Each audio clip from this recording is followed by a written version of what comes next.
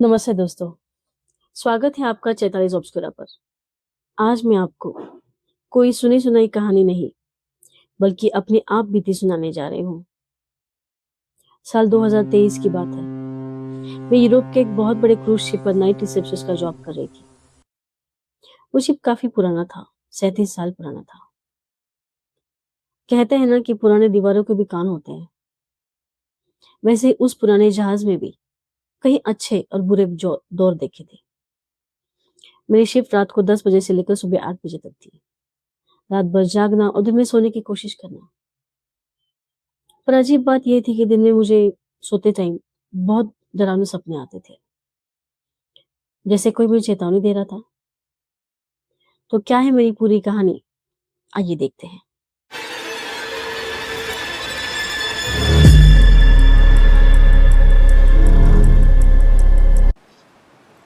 दोस्तों, आज मैं जो आपको कहानी सुनाने जा रही हूँ, वो अपनी ज़िंदगी की वो सच्चाई है जिसने मुझे दुनिया को देखने का नज़रिया ही बदल दिया।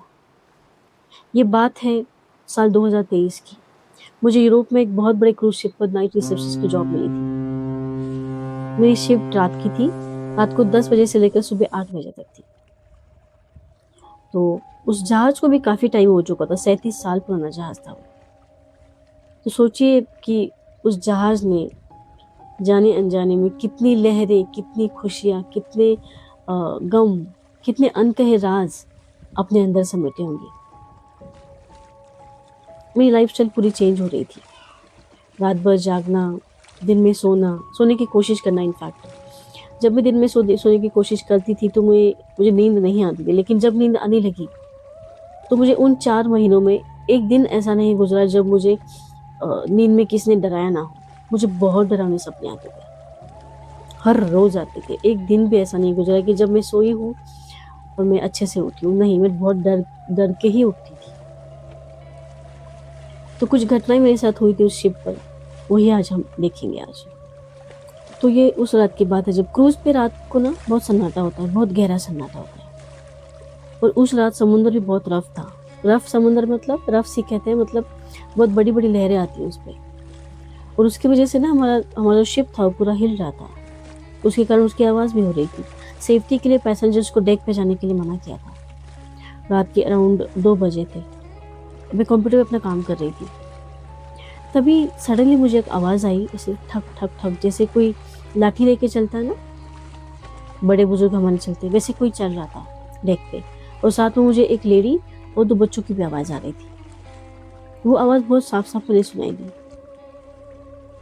मुझे चिंता हुई कि इतने तूफ़ान में, ऐसे मौसम में बाहर कौन-सा परिवार बाहर आ गया। मैं खिड़की के पास गई और काँच से बाहर झाँका, लेकिन वहाँ पे सिर्फ़ अंधेरा था। तेज़ हवाएँ थी।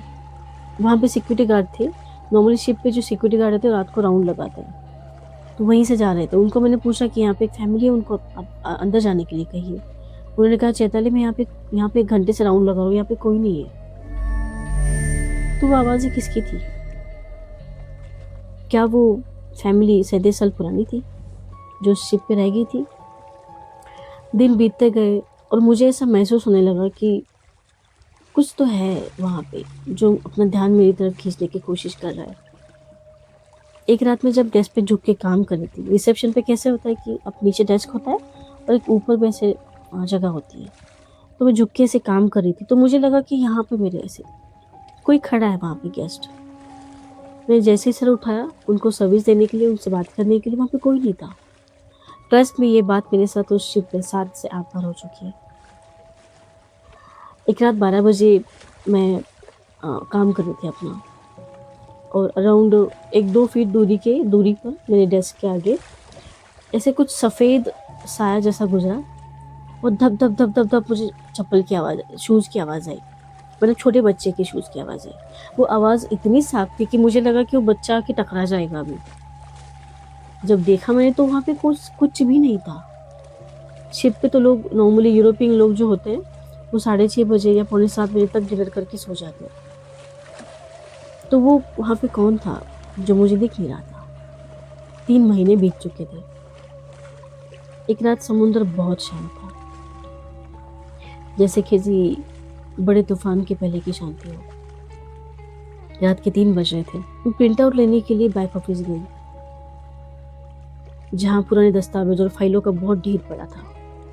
बैक ऑफिस एग्जैक्टली हमारे फ्रंट ऑफिस के पीछे वाली रूम थी, और जिसके बीच में एक दरवाजा भी था। तो मैं प्रिंटर के पास खड़ी थी और प्रिंट ले रही थी। तो सडनली मुझे ऐसे लगा कि मेरे एग्जैक्टली पीछे कोई खड़ा है, एग्जैक्टली पीछे। और उसकी जो शैडो थी मुझे सामने दिखाई दे रही थी, जो मुझसे काफ़ी लंबी वाली हाइट थी। मैं वो जो एहसास था ना, मुझे इतना अजीब था कि मैं डर के मारे दरवाजे में जाके खड़ी हो गई, ताकि मैं लोगों को दिखूं कि मैं यहाँ पे हूँ, मुझे कुछ हो ना जाए। वो बहुत गंदा एक्सपीरियंस था। मैं इतनी डर गई थी। मैं इसके आगे आती है वो बात जो अभी भी याद करती तो मैं कांपने लग जाती हूँ। जब मैं दरवाजे पे खड़ी थी, तो वहाँ पे सडनली मुझे यहाँ पे एग्जैक्टली मेरे कान पे एक ह्यूमन टच हुआ, ठंडा ठंडा, जैसे उंगलियां होती है किसी की, ऐसे मुझे यहाँ पे छुआ। मैं जो डरी हूँ वहाँ से, जो डर के मैं वहाँ से भाग के जाके मैं अपने डेस्क पे बैठ गई। मैं बहुत डर गई थी, बहुत, मतलब बहुत कांप रही थी मैं एक्चुअली। और वहाँ पे आजू बाजू में कोई भी नहीं था, क्योंकि नाइट में काम करने वाले लोग भी बहुत कम होते हैं, और जो भी होते हैं वो राउंड पे आते हैं, ऐसे कंटिन्यूसली कोई नहीं रहता वहाँ पे। तो मैं बहुत डर गई थी। मैं जाके बैठी। मैंने सोचा कि अभी ब्रेक लेती हूँ। रिसेप्शन में लोग जब ब्रेक लेते हैं तो एक बोर्ड लगा के जाते हैं रिसेप्शन पे। मैंने बोर्ड लगाया, मैं ब्रेक पे चली गई। मैं जाके कॉफ़ी पी के मैंने कुछ सोचा था, मैं वापस आके बैठी। हिम्मत तो नहीं हो रही थी, लेकिन मेरा काम था, मुझे आना पड़ा। अभी इतनी दूर गई थी काम करने के लिए मैं, तो मेरे पास कोई ऑप्शन भी नहीं था उसका। मैं आके बैठी वहाँ पे। बैठने के बाद मैंने हाथ जोड़े। मैंने कहा कि यहाँ पे जो कोई भी है, मैं आपको यहाँ पे परेशान करने के लिए नहीं आई हूँ। मैं यहाँ पे अपना काम करने के लिए आई हूँ। मैं यहाँ पे जॉब करती हूँ। ना मैं आपको डिस्टर्ब करना चाहती हूँ, ना मैं आपको कोई हानि पहुँचानी चाहती हूँ। आप मुझे अपना काम करने दीजिए, आप रहिए, लेकिन मुझे डराइए मत। आपकी मौजूदगी का एहसास मुझे मत जताइए। मैंने रिक्वेस्ट की थी, मैं सच में रिक्वेस्ट की थी, कसम से रिक्वेस्ट की थी मैंने, क्योंकि मेरे को बहुत डर गई थी और कोई ऑप्शन नहीं था मेरे पास वहाँ पे। किसी को जाके बता भी नहीं सकती थी, बिकॉज कोई ट्रस्ट नहीं करेगा। ये बात मैंने किसी को बताई थी, कुछ लोगों को बताई थी मैंने ये बात। तो पहले तो उन्होंने मुकर दिया कि नहीं, ऐसा कुछ नहीं है यार, तुझे ऐसे ही लग रहा है, रात को काम करनी, फर्स्ट टाइम काम करे, तुझे लग रहा है ऐसे। बट बाद में जो सिक्योरिटी गार्ड था वो खुद मान गया था कि यस, ये जगह पे कुछ है। बट उसने मुझे बताया कि तू रिलैक्स रहे, वो तुझे कुछ करेगा नहीं, जो कुछ भी है। तो थोड़ा सा रिलैक्स हो गई थी। और जब मैंने रिक्वेस्ट की थी, तो रिक्वेस्ट करने के बाद घटनाएं हो रही थी मेरे साथ, वो सब बंद हो गई थी। बंद तो हो गई थी, लेकिन मेरे लेफ्ट साइड में एक विंडो थी, जहाँ पे एक कांच की विंडो थी। तो हर रात एक रात के बाद ऐसे वहाँ पे नॉकिंग होती थी। मतलब वो जो अभी मेरे कांटे आ रहे हैं, देखिए आप, ओ गॉड।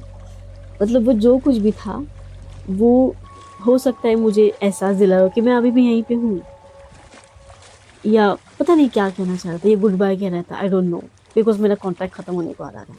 तो दोस्तों, ये थी मेरी आप बीती, जो मुझे आज भी जब याद आती है तो मेरे रोंगटे खड़े हो जाते हैं। उस क्रूज शिप पर जो कुछ भी था, वो आज भी शायद उन लहरों के बीच में कहीं सफ़र कर रहा है। अक्सर हम जिन्हें सिर्फ एक वहम समझकर नज़रअंदाज कर देते हैं, वो हो सकता है कि किसी और दुनिया की आहट हो सकता है। आपको इस बारे में क्या लगता है? क्या आपको भी लगता है कि पुरानी जगहों पे, पुरानी चीज़ों में रूहें बस जाती हैं? अगर आपके पास भी कोई ऐसी सच्ची कहानी है जो आपने खुद एक्सपीरियंस की है, खुद महसूस की है, तो मुझे प्लीज़ भेजिएगा। मैं अपने चैनल पे आपको आपकी कहानी ज़रूर सुनाऊँगी। आप मुझे इंस्टा पे डीएम भी कर सकते हैं 46 ऑब्सक्यूरा पर। अगर ये वीडियो आपको पसंद आया हो तो उसे लाइक कीजिए, और 46 ऑब्सक्यूरा विटनेस द अनविटनेस को ज़रूर सब्सक्राइब कीजिए, और बेल आइकन को क्लिक करना बिल्कुल ना भूलें। दोस्तों, कुछ सच ऐसे होते हैं जो अनसुने रह जाते हैं, लेकिन मैं हूँ यहाँ पे उन सच का गवाह बनने के लिए। मिलते हैं अगले एपिसोड में एक और अनसुलझे रहस्य के साथ। तब तक अपना ख्याल रखिए और अंधेरे से बचिए। जय महाकाल।